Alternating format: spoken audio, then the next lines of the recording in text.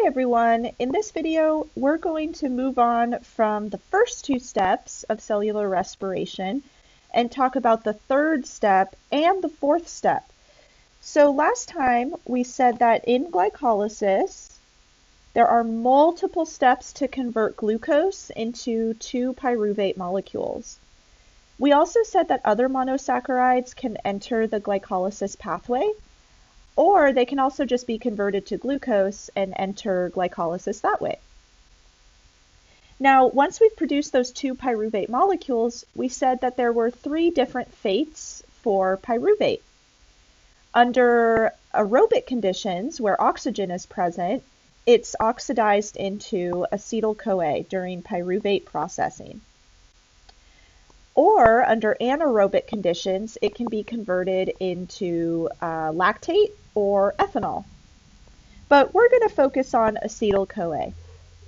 So notice that when pyruvates oxidize to acetyl-CoA, we are producing NADH as well as CO2. Now, in this next step, the citric acid cycle, we're going to talk about how acetyl-CoA is converted into NADH, another molecule called FADH2, which is sort of similar to NADH, CO2, and ATP.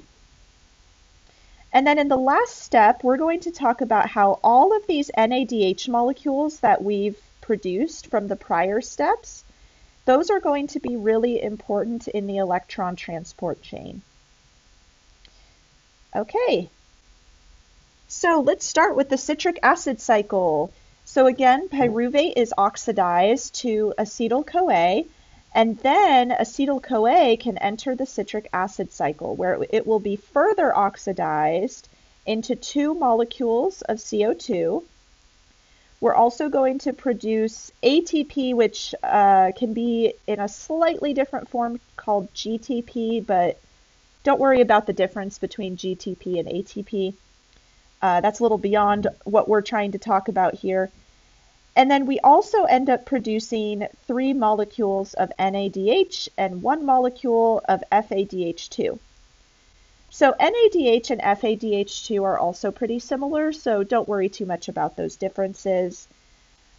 But the main idea here is that NADH and FADH2 are going to then enter the electron transport chain, so the last step in cellular respiration, and eventually produce more ATP. So the overall reaction is below, and it looks very complicated. So we've got this acetyl-CoA. It goes through this cycle, the citric acid cycle, and it becomes 2 carbon dioxide molecules. That's the main idea here. We're also going to see the conversion of 3 NAD plus and 1 FAD, which again is similar to NAD. Those are going to end up with some hydrogens on them. Then we also have this GDP, which again is essentially ADP. Let's just write ADP here. And that's going to become GTP after the addition of a phosphorus group, or a phosphate group, excuse me. Okay, so let's look at the citric acid cycle because it's very complex. You can see there's a lot going on in this citric acid cycle. So we've got acetyl-CoA at the top, and it's being converted into something called CoA-SH. So basically that CoA group on the end is bonded to a sulfur, and that kind of leaves and becomes this CoA-SH. So then acetyl-CoA is converted into citrate, which is then converted into isocitrate, and we go around the ring, and this can go on and on and on because it is a cycle. So the more acetyl-CoA that you've got in the system, the more often you're going to go through this cycle. But every time we go through the citric acid cycle, we're producing NADH. So we've got three of those that are produced. We're also producing this GTP, which is essentially ATP. And then we're also ending up with FADH2. So those are probably the more important pieces of this puzzle. So let's look at an abbreviated version of the citric acid cycle. So this one's a little easier to digest. So again, we're starting with acetyl-CoA at the top, and we're just kind of converting it into different molecules all the way around the ring. But throughout that process, again, we're producing these really important molecules that are going to go on to the electron transport chain. So again, NADH can hold on to electrons or transport electrons. FADH2 can do a similar thing. We're also producing this GTP, which is essentially ATP, and ATP can store energy and use it elsewhere, so that's really important. And then we're also producing CO2, carbon dioxide, which is something that we breathe out. All right, so that's kind of the important part of the citric acid cycle. Don't worry too much about the individual steps. I don't want to overwhelm you too much with that. Okay, so again, the most important part of that citric acid cycle for our purposes is that we're producing NADH and FADH2. And those are what's going to enter the electron transport chain. And they're going to supply hydrogen ions and electrons to eventually reduce oxygen to water. So the net equation is shown down below. So we've got those protons or hydrogen ions, electrons, and those are both going to react with oxygen and reduce it into 2 water molecules. Now, why do we care about this reaction? So this reaction is really important because it produces a lot of energy. So we could even write that as a product. Energy, there we go. So even though it seems kind of arbitrary, why would we want to reduce oxygen? Well, it's going to provide a ton of energy, which is what we need to keep going throughout the day, right? So this electron transport chain is also very complex, similar to the citric acid cycle, so don't worry too much about the individual steps. We're really just looking at the overall picture here. Okay, so this is a figure of the electron transport chain, and this is found in what's called the mitochondria. Now, again, the main idea here is that NADH and FADH2 are going to provide electrons and protons into this matrix. The protons are actually going to go all the way through into what's called the intermembrane space. So we eventually build up a bunch of protons on that side of the membrane. So this is just the basically the walls of what's called the mitochondria.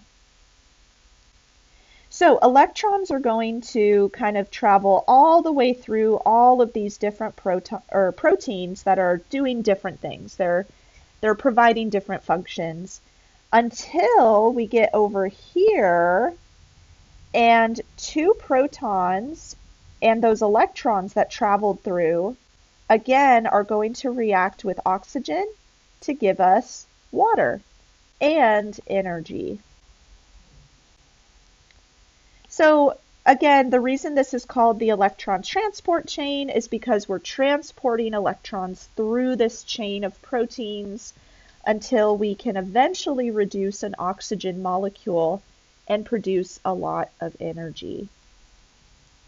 Now, I wanted to zoom out a little bit here.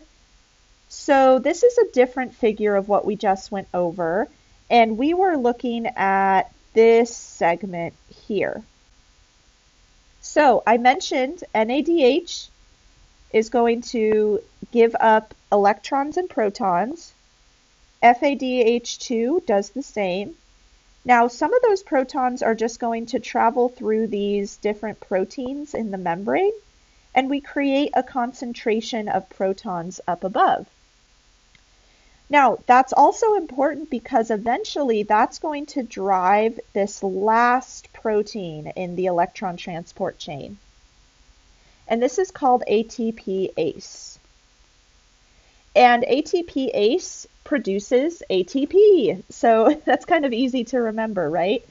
So basically, any ADP that was formed during previous processes will get turned into ATP.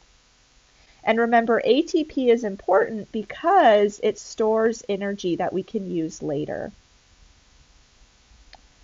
All right, so there's a lot going on at the very end of cellular respiration, but the main idea here is that we're trying to produce energy that our body can use. So as electrons are transported along that electron transport chain, a significant amount of free energy is released, 52.6 kilocalories per mole. So you can kind of see off to the right that we've got all these different steps that NADH and FADH2 go through. So these are all the proteins that are kind of transporting these electrons until we get to oxygen. And all of these different steps are giving us energy that we can use. So some of that free energy is conserved in ATP that's produced at the very end, remember, by ATPase. So this table in your textbook actually takes that entire process of cellular respiration and adds up all of the ATP molecules that are produced. So we've got glycolysis at the top, and then we've got the oxidation of pyruvate. So that actually looks like doesn't have ATP listed over here. But then we've got the citric acid cycle and finally the electron transport chain. Now, don't worry too much about how much each step produces here. The main idea is when we add it all together, we have a net yield of 32 ATP. So that's a lot of ATP, and each ATP molecule is storing energy that we can use later. So cellular respiration, again, gives us a bunch of energy, and it can all be stored, or some of it is stored in ATP. Okay. So let's just review. Why are NAD plus and FAD important? What role do they play in cellular respiration? And also, how does ATP provide energy? So that last question is from our last lecture. So if you want to go back and look at your notes, you can. Feel free to pause the video, and when you're done, we'll go over it together.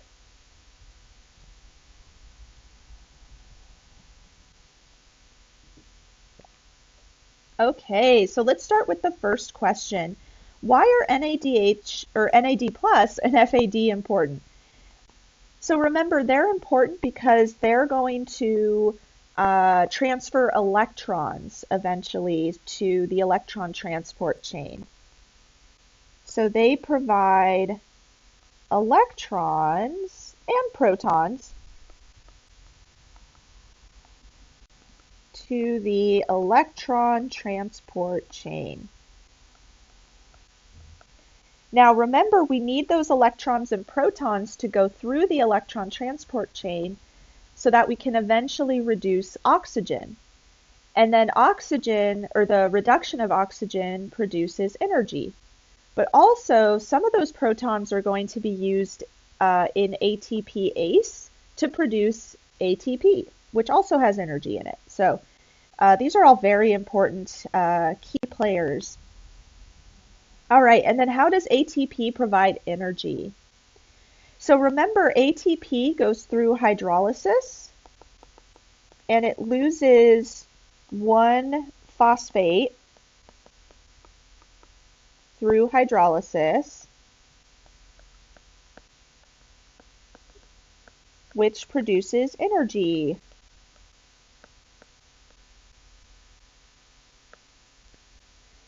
So again, ATP produces energy or provides energy by losing one of its phosphate groups.